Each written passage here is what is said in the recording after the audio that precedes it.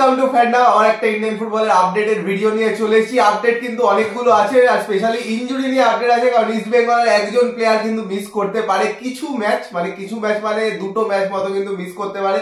Important player কার কথা বলছি বুঝতেই পারছো, সাউল ক্রেসপো। তো সেই নিয়ে যা যা আপডেটস আছে, কি কি চলছে এই মুহূর্তে সেগুলোও বলবো, আর বাকি যা যা ইন্ডিয়ান ফুটবলের আপডেটস আছে এই মুহূর্তে খেলা চলছে সবই তোমাদের সামনে তুলে ধরবো।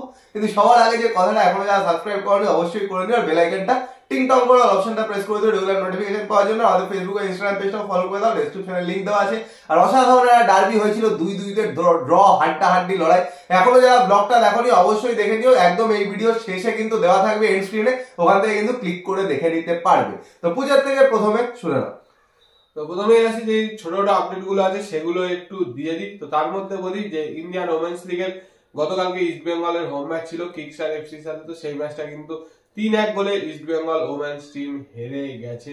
এর সাথে সাথে বলে রাখি আজকে কিন্তু সাফ আন্ডার-19 ওমেন্স চ্যাম্পিয়নশিপে ইন্ডিয়ার খেলা রয়েছে। তো India under-19 versus Nepal under-19 দুপুর 2:30 থেকে সেই ম্যাচটা দেখা যাবে হচ্ছে স্পোর্টস ওয়ার্ক বলে একটা ইউটিউব চ্যানেল আছে সেইখানে। আর এর আগের ম্যাচটা বাংলাদেশের সাথে ছিল, সেই ম্যাচটা কিন্তু ইন্ডিয়া আন্ডার-19 হেরে গেছে, কারণ বাংলাদেশের ওমেন্স টিম কিন্তু যথেষ্ট শক্তিশালী। আর কালকের ইস্ট বেঙ্গল ওমেন্স টিমের ম্যাচে গোল যিনি করেছিলেন তিনিও কিন্তু ফরেনার, বাংলাদেশের প্লেয়ার সঞ্জিদা খাতুন। তো ও কিন্তু গোল করেছিল। এর সাথে সাথে বলে রাখি আরেকটা কথা, সেটা হচ্ছে এআইএফএফ তাদের কিন্তু ক্যালেন্ডারটা পাবলিশ করে দিয়েছে, মোটামুটি একটা ইনিশিয়ালি দিয়েছে, ডিটেলসে হয়তো কয়েকদিন বাদে আপলোড করবে। যেটা বলেছে যে 2024-25 সিজন কিন্তু স্টার্ট হবে জুলাই থেকে, মানে এপ্রিলে সিজন শেষ হচ্ছে, মে রেস্ট, জুন রেস্ট, 2 মাস বাদে কিন্তু জুলাই থেকে সিজন স্টার্ট হচ্ছে ডুরান্ড কাপ দিয়ে।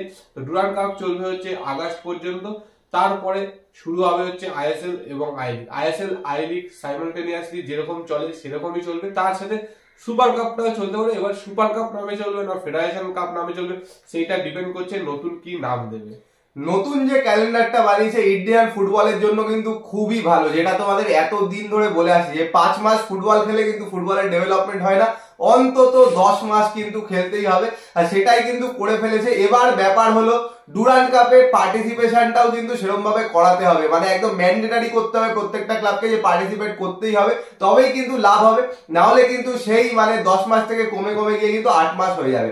আর সুপার কাপ হোক বা ফেডারেশন কাপ হোক নাম, এতদিন যেটা ইন্ডিয়ান ফুটবল ফ্যানরা চাইছিল, বাইরে যেরকম হয়, ইউরোপে যেরকম হয় যে লিগের সাথে সাথেই কিন্তু কাপটা চলে, সেই রকম ভাবেই কিন্তু চলবে। তারপরে বুঝতেই পারছো প্রত্যেকটা টিমকে কিন্তু খেলা হবে, কারণ বাইরে কাপে যা হয় ফার্স্ট ডিভিশন সেকেন্ড ডিভিশন সব টিমই কিন্তু খেলে, এখানেও কিন্তু সেটাই হবে। আর আই লিগের টিমগুলো কিন্তু আরেকটু এক্সপোজার পাবে সুপার কাপ বা ফেডারেশন কাপ যাই হোক সেখানে, আর সেখান থেকেও কিন্তু অনেক নতুন প্লেয়ার উঠে আসতে পারে। তো ক্যালেন্ডারটা তো খুব সুন্দর বানিয়েছে, এর আগের বছরও বানিয়েছিল কিন্তু ফলো করা হয়নি, এই বছর আশা করছি ফলো করা হবে। তোমাদের এই ক্যালেন্ডারটা নিয়ে কি বক্তব্য, যে ডুরান্ড দিয়ে শুরু হবে, তারপরে ISL I league super cup বা ফেডারেশন কাপ সব একসাথে চলবে, 10 মাসের একখানা পুরো ক্যালেন্ডার, সেটা নিয়ে কি বক্তব্য অবশ্যই কিন্তু কমেন্ট করে জানি। এবং তার সাথে বলে রাখি যে ইন্ডিয়ান ওমেন্স লিগ 1, মানে ইন্ডিয়ান ওমেন্স লিগ 1 এবং ইন্ডিয়ান ওমেন্স লিগ 2 দুটো হবে। তো ইন্ডিয়ান ওমেন্স লিগ 1 যেটা, সেটাও কিন্তু 6 মাসের ক্যালেন্ডার দেওয়া হয়েছে, মানে 6 মাস ধরে সেটা চলবে, যেটা একদিন কিন্তু 1 মাস বা 2 মাস ধরে চলতো সেই জায়গায়। তো এটা কিন্তু যথেষ্ট ভালো উদ্যোগ, বাট এই উদ্যোগগুলো নিয়ে ইন্ডিয়ান ফুটবলের কতটা ডেভেলপমেন্ট হবে সেটাই কিন্তু দেখার। শোনা যাচ্ছে সামনের বছর থেকে এএফসি তে কিন্তু বিদেশি সংখ্যা বাড়তে চলেছে, সেইটা যদি মাথায় রেখে আইএসএলও বিদেশি সংখ্যা বাড়ে যায়, তাহলে কিন্তু ইন্ডিয়ান ফুটবলের কিছুটা হলেও ক্ষতি হবে বলেই ধরা যায়। তো এফসি তে শুধু বিদেশি আমরা বাড়িয়ে দিতে চলেছে না, বলে দিচ্ছে যে 11টা প্লেয়ারই বিদেশি হতে পারে। তো সেই জায়গা থেকে যারা বড় টিম আছে তারা কিন্তু অনেক চেঞ্জেসই করবে নিজেদের স্কোয়াডে, কারণ তাদের দেশেও হয়তো এরকম অনেক রুল আছে যে দেশের প্লেয়ার খেলাতে হবে। তো সেই জায়গা থেকে আশা করা যায় যে একদম 11 খানা ফরেনার এরকম কিন্তু কোনো টিমই করতে পারবে না, কিন্তু কিছু কিছু দেশ করতে পারে, যেমন সৌদি আরেবিয়া, এদের ওখানে কিন্তু সেই রকম কোনো একদম রুল নেই। তো বাকি যেটা বলার সেটা হলো, কিছুদিন আগে ইস্ট বেঙ্গল কিন্তু সুপার কাপ জিতেছে। সুপার কাপ জিতে কিন্তু এএফসি, মানে আগে যেরকম ছিল এএফসি চ্যাম্পিয়ন্স লিগ ছিল, এএফসি কাপ ছিল, সেগুলো কিন্তু এখন চেঞ্জ হয়েছে। AFC champions league elite, AFC champions league 2 এরকম ভাবে হচ্ছে। আর থার্ড যেটা করেছে সেটা নতুন, সেটা হলো এএফসি চ্যালেঞ্জার্স লিগ। তো এইগুলো কিন্তু করেছে, সেই জন্য কিন্তু ফরম্যাট অনেক চেঞ্জ হয়েছে। এখন কিন্তু এএফসি চ্যাম্পিয়ন্স লিগ 2 তে ঢোকাটাই অনেক কঠিন, আগে যেমন এএফসি চ্যাম্পিয়ন্স লিগে ঢোকা কঠিন ছিল। তো সেইগুলো নিয়ে যদি ডিটেলসে ভিডিও চাও যে এইবার ফরম্যাটটা কি হচ্ছে, কিরকম ভাবে কি হতে পারে, তো অবশ্যই জানিও, আমরা কিন্তু সেগুলো নিয়েও ভিডিও করে তোমাদের জানিয়ে দেব। তো এগুলো তো ছিল মোটামুটি ইন্ডিয়ান ফুটবলের আপডেট। আর আরেকটা কথা বলে রাখি, বাইচুং ভুটিয়াকে কিন্তু এআইএফএফ এর কমিটিতে ঢোকানো হচ্ছে, টেকনিক্যাল যে কমিটি রয়েছে সেখানে কিন্তু ইনক্লুশন করা হয়েছে। তো এবার চলে আসি ইনজুরি আপডেটে, কিন্তু তার আগে বলে দিই মোহনবাগানে একজন নতুন সাইনিং হয়েছে। তো সেই সাইনিংটা সম্পর্কে বলে দিই, যদিও এ কোনো প্লেয়ার নয়, former Sevilla FC strength and conditioning coach Alberto Linen. এ কিন্তু Hyderabad FC strength and conditioning coach ছিল, ও কিন্তু ওখান থেকে ছেড়ে দিয়েছে, দিয়ে কিন্তু রেস্ট অফ দ্য সিজনের জন্য মোহনবাগান সুপার জায়ান্টের স্ট্রেংথ অ্যান্ড কন্ডিশনিং কোচ হিসাবে যুক্ত হয়েছে। এবার আসি ইনজুরি আপডেট। তো গুডু দা প্রথমে বললো সল ক্রেসপো। তো সল ক্রেসপোকে দিয়ে শুরু করি। সেটা হচ্ছে সল ক্রেসপোর তো একটা ইনজুরি ছিল, তার সাথেও ডার্বিতে খেলেছিল, আবার ইনজুরি হয়েছে, তো তারপরে উঠে যায়। তো সেই জায়গায় যেটা যতদিন খবর, ওর কিন্তু থাই মাসলে একটা কিন্তু স্ট্রেন আছে।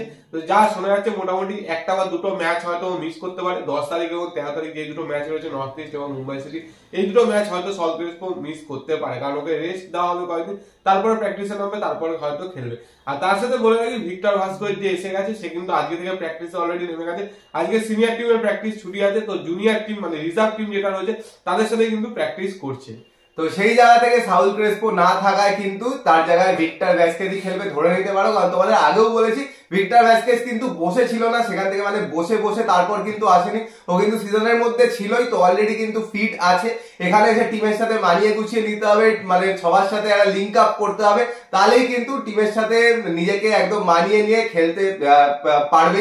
আর একদম কনফার্ম থাকতেই পারো যে পরের ম্যাচেই দেখতে পাচ্ছ, কারণ সাউল যেহেতু ইনজিওর্ড আছে, তো সাউলকে যদি না খেলায় 3 জন বিদেশি নিয়ে খেলতে হবে, তো সেই জায়গায় কিন্তু ভিক্টর ভ্যাসকেজ খেলছে, ধরেই নিতে পারো 10 তারিখে যে নর্থ ইস্টের সাথে ম্যাচটা আছে সেটা।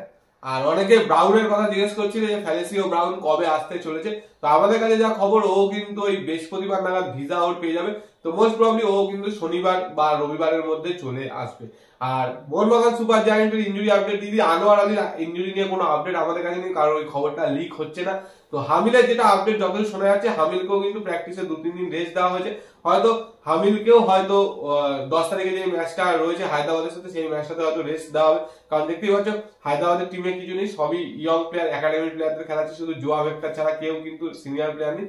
তো মেবি হামিলকে ওই ম্যাচটা রেস্ট দিয়ে হয়তো তার পরের ম্যাচ থেকে ফিট কতটা ফিট আছে দেখে কিন্তু শুরু করা হতে পারে। আর 14 তারিখেই তার পরের ম্যাচ আছে, সেখানে হয়তো হ্যামিল আবার ফিরে আসতে পারে, কিন্তু 10 তারিখের ম্যাচে রিস্ক নেওয়ার যেহেতু দরকারও নেই, ওই ম্যাচটা কিন্তু হ্যামিল হয়তো টিমের বাইরেই থাকবে। তো ইনজুরি আপডেটস কিন্তু এইটুকুনি, কিন্তু যেটা মোস্ট কনসার্নিং সেটা হলো আনোয়ার আলীর কি হলো। মানে আনোয়ার আলীকে নিয়ে কিন্তু অফিসিয়ালি কিচ্ছু এখনো বেরোয়নি, কোনো জায়গা থেকে কিছু লিকও হয়নি যে ইনজুরিটা কতটা গুরুতর বা কি হচ্ছে এই মুহূর্তে, সেই সব নিয়ে কিন্তু কোনো আপডেটস নেই। এটা কিন্তু খুব কনসার্নিং বিষয়, শুধু মোহনবাগানের জন্য না, মোহনবাগানের জন্য তো কনসার্নিং বিষয়, সবে সবে ইনজুরি থেকে ফিরেছিল, ন্যাশনাল টিমের জন্য কিন্তু খুব কনসার্নিং বিষয়, কারণ পরের মাসেই কিন্তু ন্যাশনাল টিমের খুব গুরুত্বপূর্ণ কিছু ম্যাচ আছে, আফগানিস্তানের সাথে 2টো পরপর ম্যাচ, তারপরে আরো বড় টিমদের সাথে ম্যাচ আছে। তো সেখানেও যদি আনোয়ার আলীকে না পাওয়া যায়, ইন্ডিয়ার টিমের জন্য কিন্তু একটা মেজার কিন্তু ডিসঅ্যাডভান্টেজ হয়ে যাবে। তো জানতে পারলে অবশ্যই তোমাদের জানাবো, যেগুলো বললাম ইনজুরি নিয়ে, সব নিয়ে, প্লেয়াররা আসছে সেই নিয়ে, সেগুলো নিয়ে যা যা বক্তব্য আছে কমেন্ট বক্সে কমেন্ট করে জানাও।